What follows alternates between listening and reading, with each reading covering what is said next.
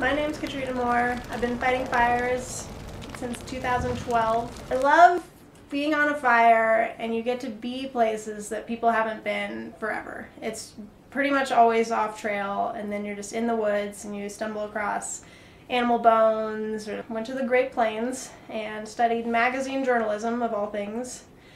And that actually brought me into my fire career, just because when I was living in Jackson, Wyoming for a magazine journalism job, I met a woman who's a smoke jumper, and I just thought she was like the coolest woman in the world. Typical day on the fire line, if you're off district, you're at a fire camp. So it's a little mini village they've set up to provide food and all of our needs, like extra fuel or extra parts and extra tools for anything we need. So you'll get up, usually about 6, like it's always really early mornings. Once we get our assignments, then we head out in our vehicles and go to our section of the fire.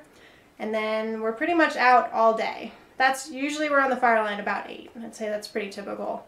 And then you hike into your part of the fire, or you have to go scout a lot of areas, and then you're either digging line, which is removing all of the flammable parts down to the mineral soil to provide kind of like a little, if you imagine a trail, so it's a fire line break in between the fire and then what it would try and consume next. Challenges I've faced being a woman in male-dominated fire. I guess to let you know, there's about 10% is how it kind of breaks down of women in wildland fire, like across like all positions.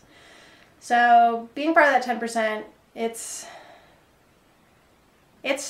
the hardest time I had was when I got to fill in on the hotshot crew this past season, just because things are more intense with them, and they already knew each other really well, so that was even harder, just being kind of an outsider jumping into a crew that know themselves well. But they're like 6'5", and they carry, our line gear weighs about 25 pounds, and then your extra stuff that you're carrying around can be up to like 70 pounds total. So for me, that's like a good 75% of my body weight.